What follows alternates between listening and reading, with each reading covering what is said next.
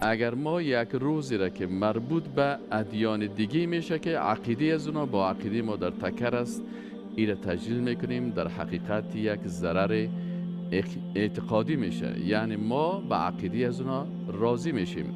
اگر کسی در عید اون دوها اشتراک میکنه که اونا بت پرستی میکنن، در حقیقت به این معنا هست که اینا بت‌های از اینا را آنچه میگن درست است. و اگر در عید نصرانی ها اشتراک میکنن، به این معنا که عقیده از اونا را تایید میکنن.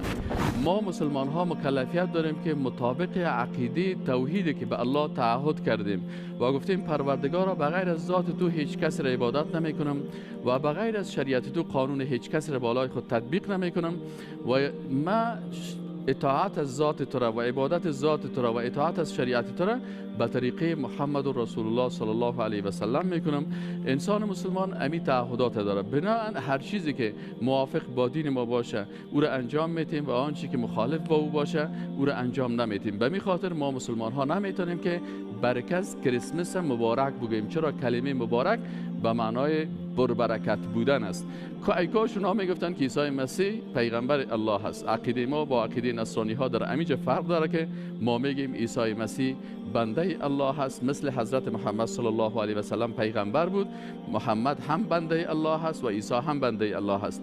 ولی اونا مشکلشانی است که میگن که نه، عیسی مسیح بنده الله نه بلکه پسر الله هست. به این خاطر اونا اگر کدام مجلس را درباره عیسی مسیح میگیره به عقیده ازی میگیرن که او پسر خدا است، نه بنده الله، و ما را میتونیم که این عقیده را تایید بکنیم. ببینید بعضی فیلم ها هست در یوتیوب، سیل کنیم وقتی کریسمس اونا تجلیل میکنن، امو کشیش از اونا میه و امو مجسمه عیسی مسیح ماندگی هست، در مقابل از مجسمه کلشان احترام میکنن.